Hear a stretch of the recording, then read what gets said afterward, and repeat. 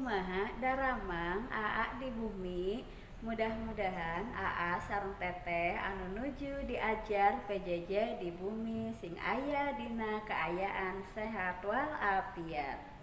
Saupami aya rerencangan urang dinten ayeuna aya anu nuju teu damang, hayu urang doakeun ku urang sadayana sing enggal didamangkeun. Amin. Sate acan dikawitan, hayu urang maca basmalah sasarengan. Bismillahirrahmanirrahim. Tah hideuk minggon kamari parantos diajar perkawis hemat BBM. Mudah-mudahan hideuk langkung nambih kosakatana sareng maham kana wacana anu parantos diterjemahkeun ku Bu Entin. Kanggo dinten ayeuna hideuk bade diajar perkawis kalimah ngantet. Tujuan pembelajaran anu bade didugikeun dinten ayeuna nyaeta siswa mampu membuat kalimah ngantet. Aya anu terang naon anu disebat kalimah ngantet. Kalimah ngantet teh nyaeta ngagabungkeun dua kalimah ngajadi sakalimah. Kanggo ngagabungkeunana ngagunakeun kecap panyambung atanapi kecap pangantet. Di antarana aya jeung, ari, tuluy, basa, sanggeus jeung nu lainna.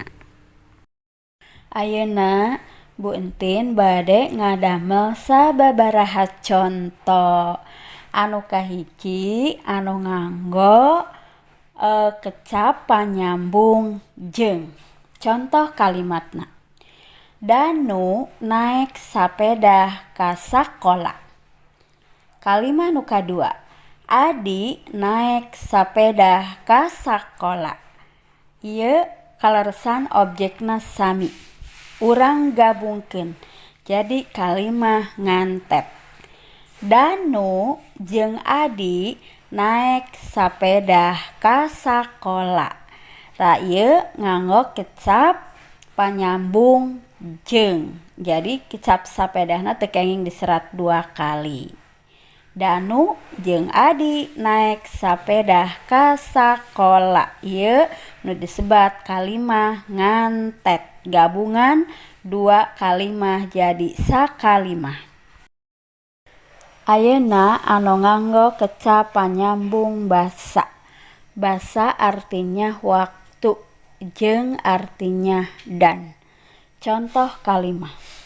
Neni indit ka pasar. Kalimah kadua, Neni ka pasar poe Minggu. Kalimah ngantetna, Neni indit ka pasar, basa poe Minggu. Itu contoh kalimah ngantet anu ngagunakeun kecap panyambung basa. Basa artinya waktu. Contoh anu nganggo kecap panyambung ari. Bapa keur maca koran.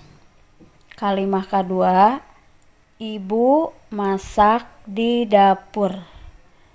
Kalimah ngantetna, Bapa keur maca koran, ari ibu masak di dapur. Ari artinya sedangkan. Ayeuna contoh kalimah anu nganggo kecap panyambung lantaran. Harusna lantaran teh nyaeta sebab. Ka sakola Maman lempang. Kalimah kadua. Sakola Maman deukeut ti imahna. Kalimah ngantetna nyaeta ka sakola Maman lempang lantaran deukeut ti imahna.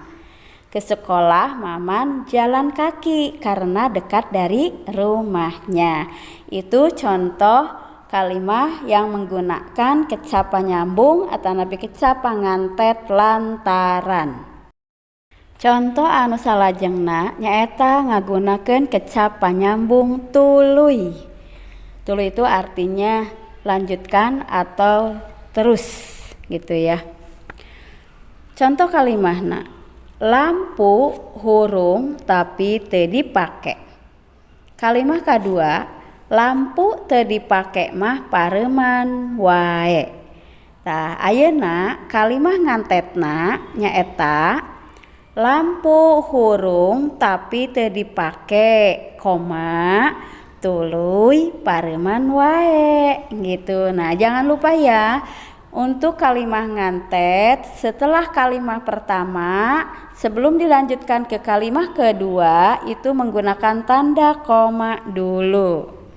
Itulah materi tentang kalimah ngantet. Dari beberapa contoh, mudah-mudahan hidup tiasa maham, tiasa ngartos, sareng tiasa ngadamel kalimah ngantet.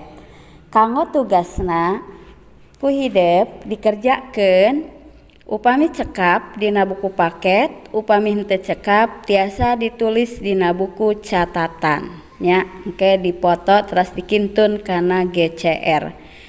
Tugasna nyaeta halaman atanapi kaca 32.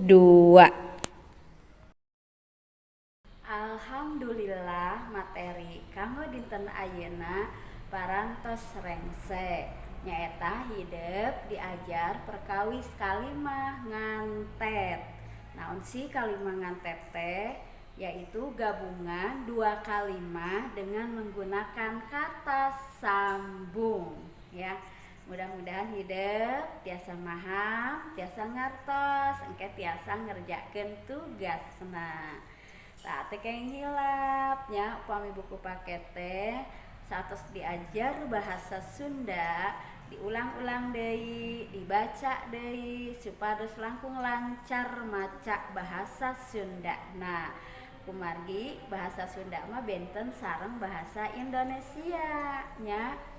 Nah, Bu Guru pesan hidup sing langkung ketol diajarna, sing langkung ketol salatna, sing langkung ketol tadarusna.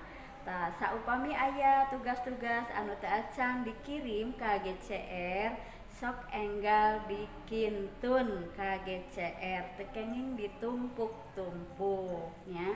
Kanggo pembelajaran dinten ayeuna urang tutup ku bacaan hamdalah sasarengan alhamdulillahirabbil alamin. Assalamualaikum warahmatullahi wabarakatuh.